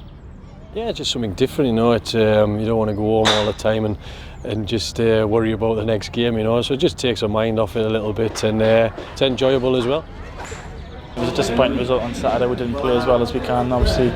But like you say, it's in our own stand, and I think if we could win both the games, we'll be all right. Mark Tinkler looked like he was finding that little white ball a bit harder to control than the one he was used to. But the experience of the previous 5 seasons had surely taught the squad how to handle the pressures of the promotion run-in. Just 2 games to go now to make the cut for the playoffs. No sign of the fans flagging, but the team had found the last couple of months tough going with just 3 wins out of 12. Home advantage just had to count. Poole taking the time. Oh, it's a rotten pass from Westwood. Now Joachim, and he's dangerous. He's very quick, Julian Joachim. Oh, Joachim's still going. Julian Joachim for Walsall. Oh no! Own goal.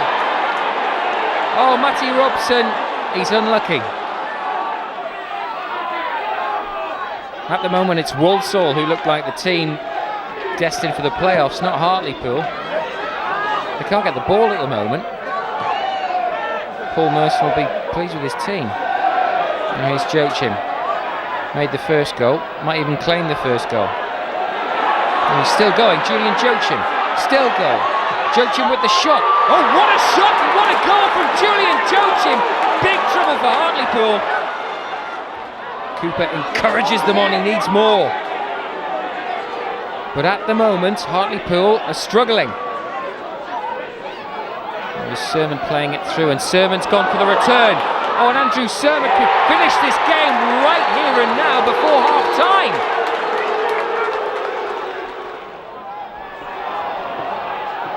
Well, time is running out now, and well, here's a chance now. Nelson, can he get the consolation goal? Now Robson steps back in. Robson goes down. Penalty. Well, Matty Robson, let's say, made the most of it. Boyd from the spot, scores. 27th of the season, but he won't win them any points.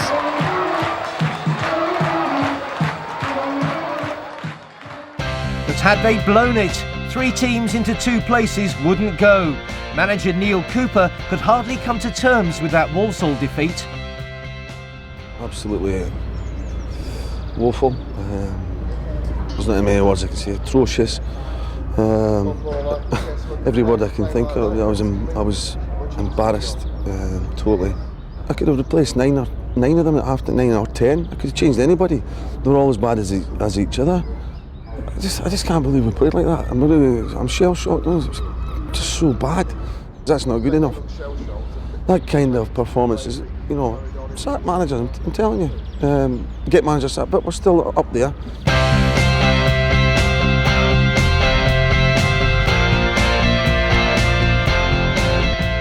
Neil Cooper's words proved to be cruelly prophetic. Days after that defeat by Walsall, the amiable Scott and the club were going in different directions. We knew the chairman was down, we knew there was a meeting planned for that day. We just thought it was going to be a football meeting. And obviously, decision by whoever was taken. I spoke to Neil within 5 minutes after it, and it was a total shock to everybody concerned within the club.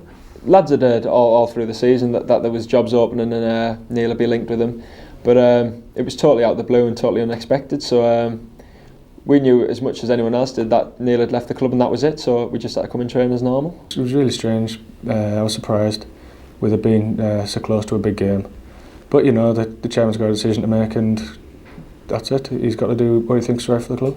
Nobody saw it coming, but I think in a way when it happened, the timing of it, we were all concentrating on the Bournemouth game, so we couldn't let anything distract us. You know, we had to just concentrate on getting that point that we need to get in the playoffs, and in that way, then the timing of it probably helped us out a little bit, because nobody was dwelling on the fact that Neil had gone. It was more of a case of, well, look forward and make sure we get in these playoffs. The club's the most important thing on this, and yes, Neil Cooper's done ever so well. Chris Turner, Mike Newell, all have been and gone. But the club's the main thing. This club will always be here, and whoever's in charge or manager, nobody's bigger than the club. And whoever made a decision, whether it's the right decision or wrong decision, the club's the main thing. And the main thing was to try and get the point at Bournemouth. And for that vital match on the South Coast, Martin Scott picked the team as caretaker manager. I think a lot of the lads found it hard to call him Gaffer, you know, because for so long I've known him as Scotty or Martin, but I don't think he's changed from his point of view, but a few of the lads were finding it difficult with a new name. I felt we deserved to be in the playoffs, and we deserved to finish in the top six, and okay, it's easy to speak after the game, but I was total belief and fully confident that players were going to go down to Bournemouth and get the right result. He wanted the experience, you know, just to try and help the younger lads out in the team and try and shout and push people around out there for what was a big game, you know. So I was delighted just to get back involved, and obviously delighted that he put a bit of trust in me and my ability. It came down to the last game, and then we said, you know, that's it. It's 90 minutes. We gotta do it, and at the end we did it. The target was straightforward. Hartlepool needed only to draw to guarantee the playoffs. Bournemouth had to win to take Pool's 6th place in the table, and they took a first half lead. It's aimed forward by Robson, and Daly's on the end of it, and Daly's header has crept it off the post, and Hartlepool are level. Matty Robson's cross, and what a time to score your first senior goal for Hartlepool. Bournemouth's corner, whipped in. There's James Hayter again, he's got another free header. Butler, twisting and turning, Butler puts the ball across, Anthony Sweeney! At the far post, Anthony Sweeney! And this could be the goal that gets Poole back in the playoffs. Tommy Butler went down the left wing, cut back, which he's a tricky player and he can always do. And he's floated one to the back stick, and I can remember getting on the end of it, but I thought I was going to get challenged, but there didn't seem to be anyone anywhere near me. It's nice to score important goals, but I don't think there's a bad time to score any goal. But if it had been just one of the other lads that had scored, I'd have been just as happy. So to the lottery of the playoffs yet again. A personal triumph for Martin Scott, but after a season's work, only what the team deserved. You know, for us to get that point, it meant so much. Because we achieved what we achieved last season against what people were saying, that they could only do it one season, and it'll be harder for them this year. We've gone and done it again. Although the players had a celebration after the game upstairs with their families, it was a dry bus.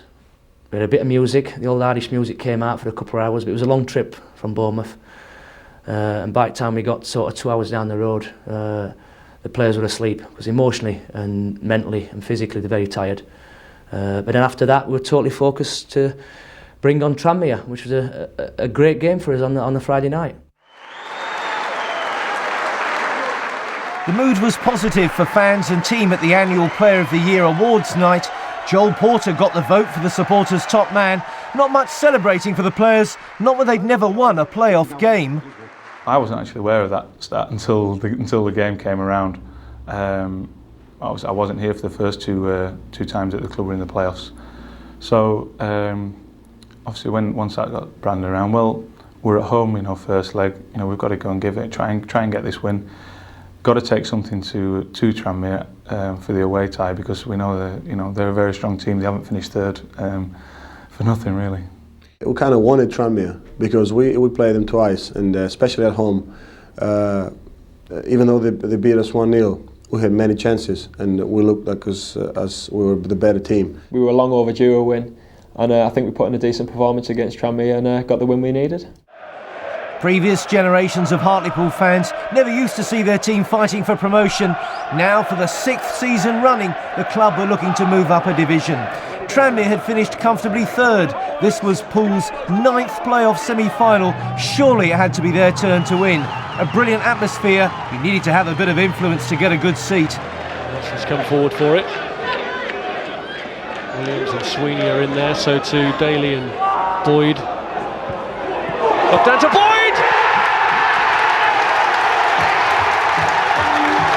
Hartlepool's leading scorer gives them first blood in the playoff semi-final.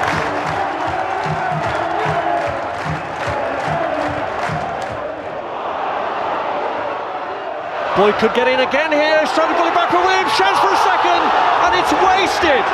What an opportunity, and Daly spurns it.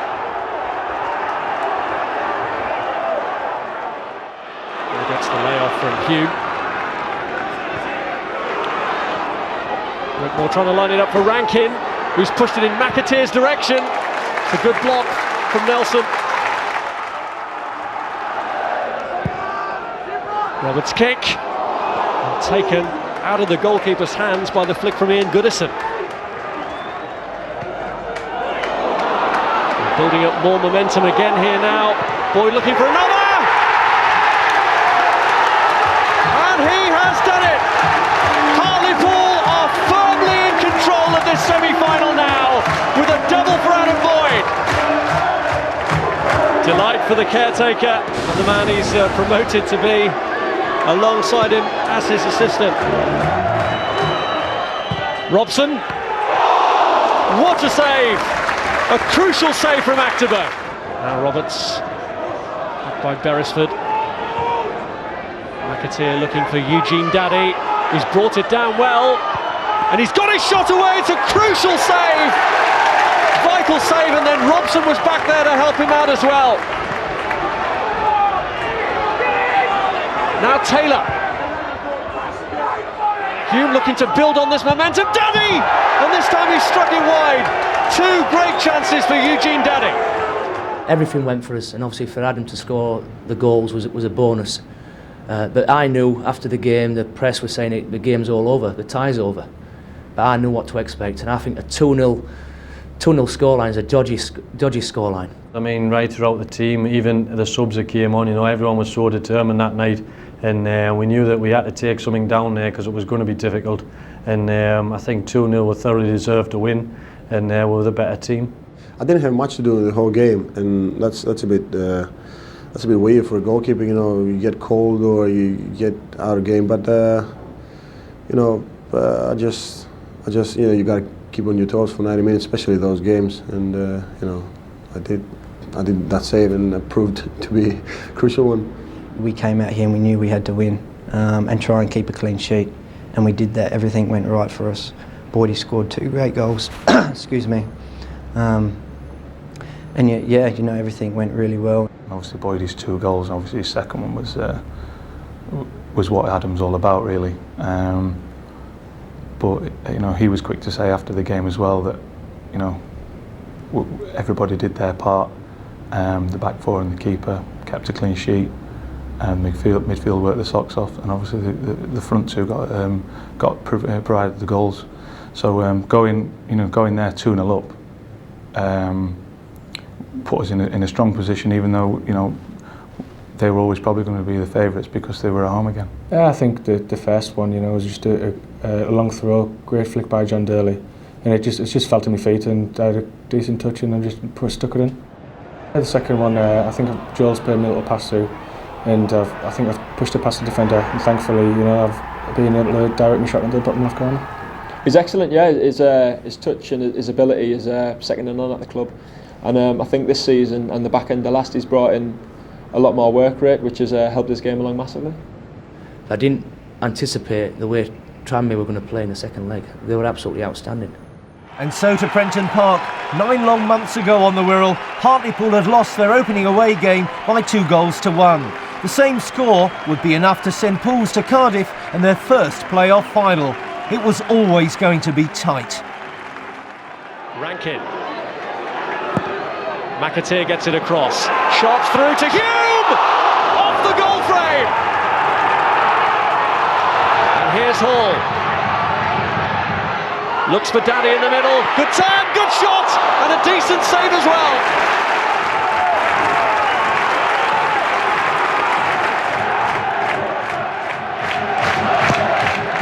Taylor's corner. Oh, what a save! Goodison's header, and it's tipped over by Konstantopoulos.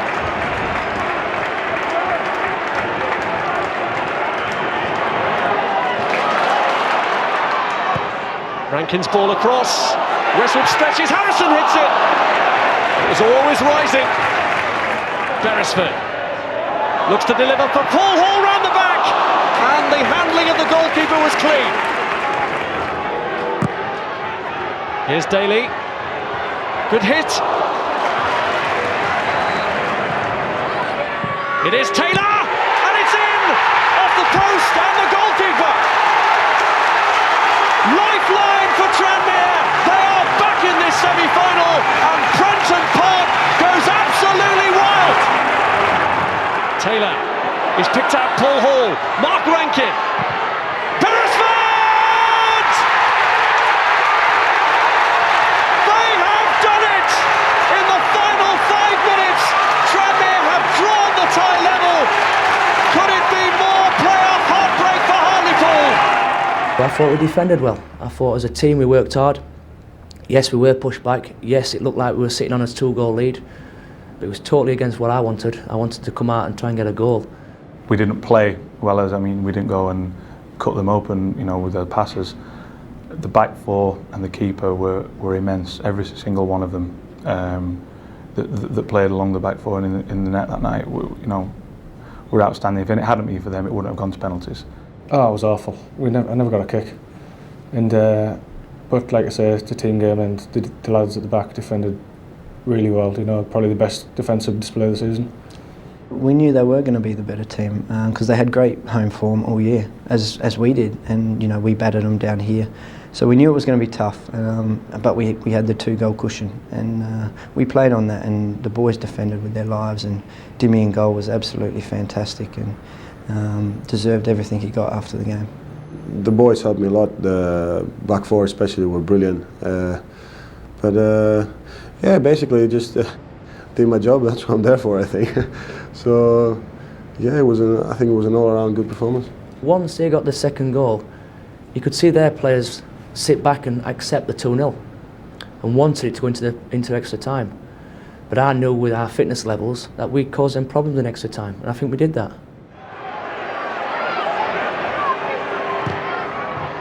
Roberts cross. Hume! What a save! Daddy goes for the follow-up. Right out to Humphreys. The Tranmere players had to fling bodies at that. Danger still not over. Butler. Oh, the strike from Sweeney, and Humphreys hits it!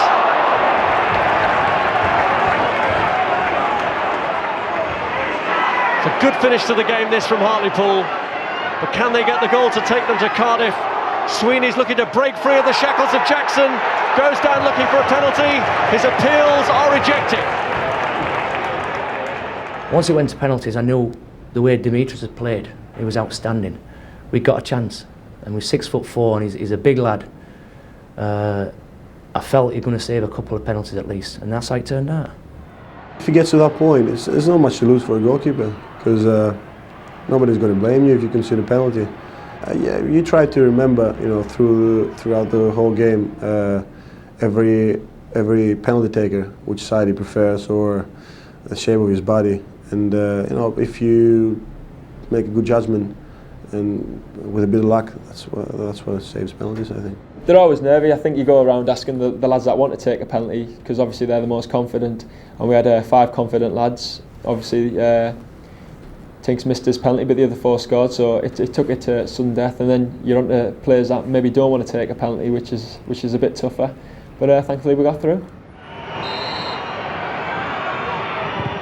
Oh, he's the hero again! Konstantopoulos! It's been that sort of night for the goalkeeper.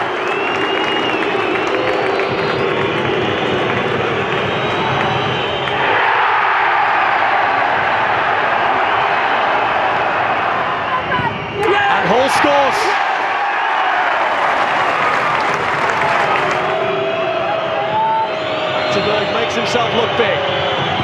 Not much of a run-up and a save from Achterberg, and Tinkler hangs his head in despair. It's Gareth Roberts. In off the underside of the bar. It's Joel Porter, who lines up to face John Achterberg. And Porter scores.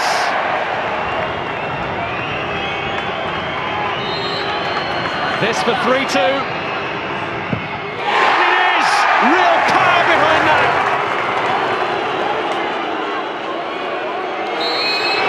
Robson has to blank all that out, and he does, and he scores, and it's 3-all. They're effectively at sudden death now. Chris Dagnall scored twice in league games against Hartlepool this season. Crucial kick, and he's got it in. Chris Westwood, who's been part of every single playoff heartache that Hartlepool have suffered, has to score this, or it will be more heartbreak for the men from the northeast. It's Westwood, and he's done it! A massive, massive credit has got to go to the first 5 lads who went to Martin and said, I want to take one, because it's a difficult situation. Obviously we've, as a club, have been on the receiving end of being beat. I personally obviously missed it, which is not nice. It's not a nice way to end a football game, especially something so important. So those 5 that stepped forward took huge character, and I think they should be praised for that. The little man against the big man who's been big in every sense so far for Hartlepool. But that's unstoppable. Sweeney has to score. No two ways about it. And he does. Getting so far down the order, Brian Little might have to take one. Ian Sharps it is. Again, not much of a run up here. Oh, and it's saved! Yeah, I saw him coming to take the penalty, and he didn't look confident, and he looked kind of scared. That's why, you know, the penalties before, I was trying to stay still and concentrate, but I saw him being like that, and I started giving him a bit of jumps on the line just to put him off, and yeah, at the end it worked, I think. I knew if I had to take another one, where I was going to put it. Well, Richie Humphries, who missed a crucial kick in a playoff semi-final against Cheltenham, which hit the bar, the goalkeeper and the post and stayed out, is now stepping forward to take the kick that could take Hartlepool to Cardiff. He's done it! He sets up a reunion with his former club, Sheffield Wednesday, at the end of the month. I didn't know this at the time, but obviously having seen it again, it looked as though I didn't realise we're through to Cardiff until I seen the boys running towards me, and that was a special feeling, seeing all the boys run towards us, because we are such a tight-knit group, and not only the teammates, they're really good friends. It was poetic in a way, because it couldn't have landed on a better person to score that last penalty. I was with him after the Cheltenham game, and he was distraught. He just didn't know what to do with himself. It just shows the character he is as well, that he'll step up and manage to score that goal. It was Richie's old club Sheffield Wednesday in the playoff final, and it was an early start for the Pooley Army. But it was all a new experience for every Hartlepool fan. The response from the whole town was fantastic. Thousands set off for Cardiff. And the players made sure they looked the part for the biggest day Hartlepool had ever known.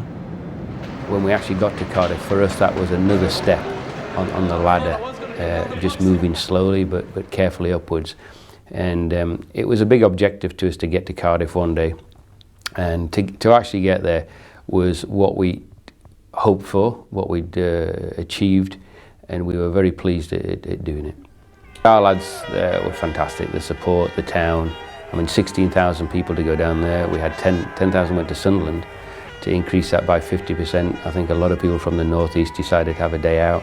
I'm sure they enjoyed it, we did. I sat when the ground was empty and had a look at it, and just to think that Hartlepool was coming out onto a stage like that, we were very proud. Sheffield Wednesday might have been the big club with the big support, but Hartlepool fans were just bursting with pride. Their team never let them down for a moment. What a day for caretaker manager Martin Scott.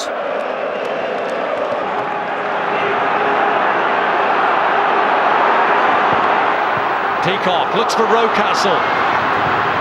It's a good ball in there, and John Paul McGovern has scored for Sheffield Wednesday, right on the brink of half-time.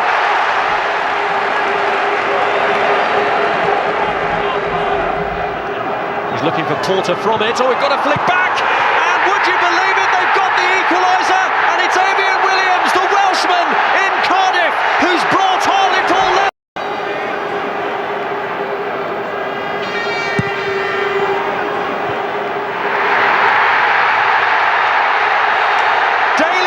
Just on the scene, gets his head to it, and Hartlepool are in raptures. Well, managers live and die by their substitutions sometimes, and what a substitution this has been.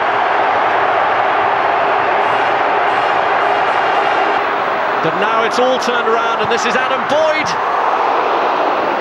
and that's only just wide. McGovern's cross, Talbot has a stab. Is he still going to get there? He was pulled back by Westwood. It's a penalty. Well, there certainly ought to be contact there, but Craddock and Westwood livid.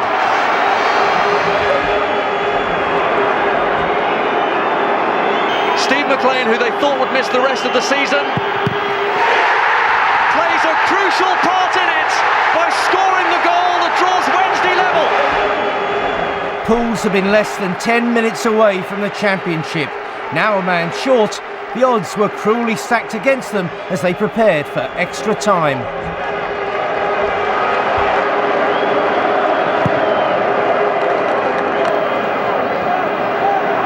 Nelson, maybe out of trouble from McLean, but it's fallen to Glenn Whelan, and he goes on Whelan! Yes! Sheffield Wednesday heading in the right direction now. Is Whelan's goal enough to take them all the way to the championship?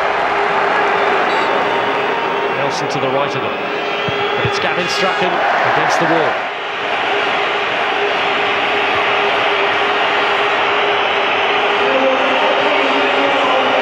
Is the indicated stoppage time. They could finish it here anyway. It's Drew Talbot, and the youngest man on the pitch at 18 years of age has Sheffield Wednesday heading for the championship.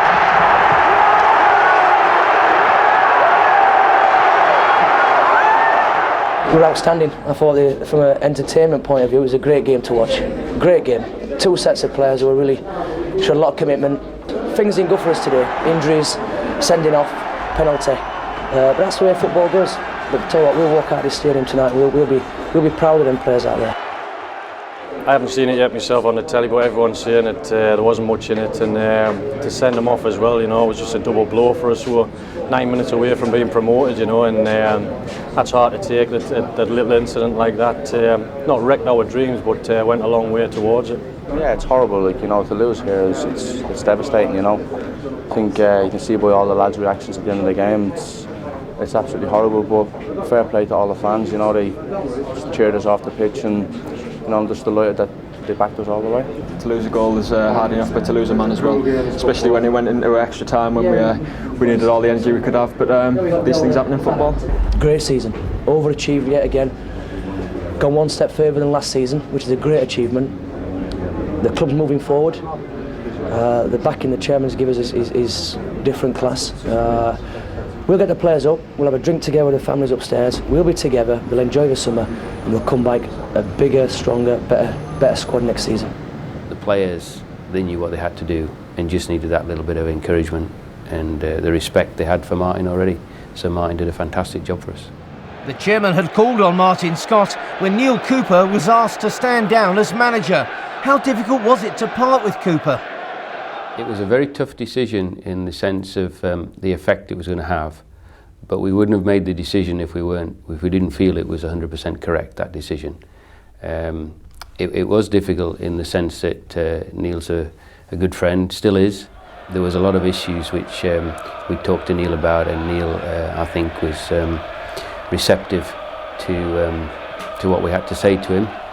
Obviously he would have liked to have continued onwards into the Bournemouth game, but I think at the time it was the best decision to make.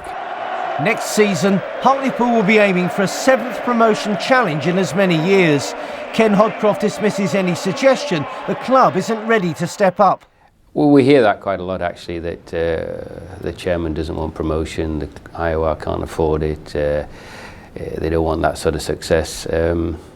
We run an oil business which is worldwide, and that's successful. So why would we not want a football club to be successful? And I think if we had gone up into the Championship, we would have held our own. Hartlepool are quite capable of playing in that division. We try and keep the momentum going, but one thing we won't say at the beginning of next season is that we must get promoted. We've never said that in the time we've owned the club, and we're not about to do it now. We want the lads to go out and enjoy themselves, to do their best for us, don't embarrass us, and if we get success on that principles, then I think everybody can really enjoy it.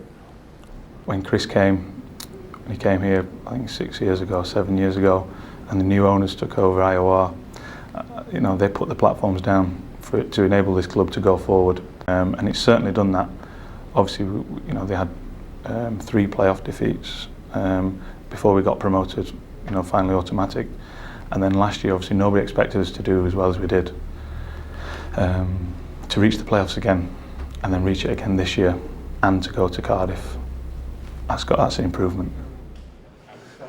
3 weeks after Cardiff, Martin Scott walked into a press conference as Hartlepool United's 4th manager in less than 3 years.